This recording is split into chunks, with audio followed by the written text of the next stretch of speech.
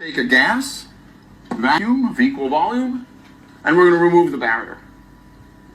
You know what's going to happen spontaneously, right? The gas is going to fill the available volume. Is the expansion of a gas into a vacuum. I have in one of these bulbs some bromine, and in the other I have a vacuum. And if I open the tap between these two, you will see spontaneously the bromine rush from one to the other. Now that is the simplest change we can have, perhaps, because all that happens is a change in entropy. In this case, the expansion into a vacuum, nothing else is involved. There's no energy change, there's no temperature change, there's no change except entropy. When you suggest that you have space, therefore the second law of thermodynamics doesn't apply, it's a begging the question fallacy. So often I will ask fundamentalist religious zealots, beyond your fundamentalist religious zealot belief that the sky is a vacuum, how can you have gas pressure without a container? Because the natural instinct of a fundamentalist globe-believing fundy, it's a bit redundant, is to beg the question of the sky vacuum and then tell us that obviously the second law of thermodynamics doesn't apply because the gas isn't filling my presupposition that the sky is a vacuum. Well, that's a begging the question fallacy, to assume that you've got a sky vacuum and therefore not require a justification for its violation of that particular law. That would be an entropy increase, or standard gas law, the volume that you would calculate it with would be the volume of space the gas has to fill.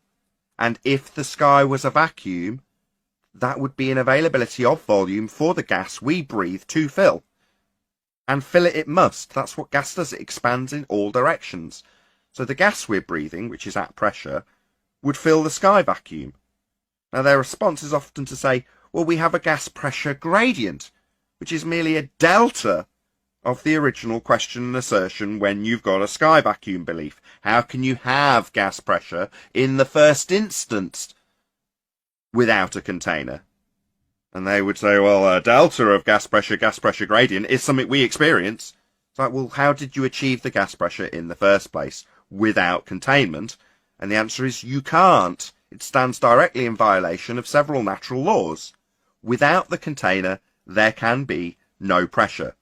Therefore, if the sky was a vacuum, as asserted in the heliocentric rhetoric, then the gas we breathe would fill the space. Outer space, claimed to be a vacuum, is fake. Therefore, any claims from that claim to be sky vacuum are automatically fake, including but not limited to pictures of Earth from space. The region is fake, second law of thermodynamics violation. Therefore, the pictures claimed to have come from the fake region are also fake. Orbits in a sky vacuum, which is also a begging the question fallacy, which I won't detail now, is claimed to take place in a fake place called space. Therefore, automatically fake. Same goes for satellites. All debunked by the second law of thermodynamics and several other laws of nature, descriptions of how things occur always. Standard gas law, Boyle's law, Avogadro's law. These are all violated by the assertion that we have a sky vacuum. We don't. And any stage performance that comes from that region is also fake, including the ISS, taking place on a stage on Earth, on high wire, not in a second law of thermodynamics violation sky vacuum.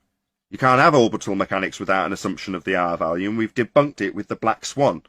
But orbits is always going to be a begging the question fallacy to begin with. Nice that we can debunk it with one breath. We debunked R. Bye-bye orbital mechanics. Bye-bye globe Earth.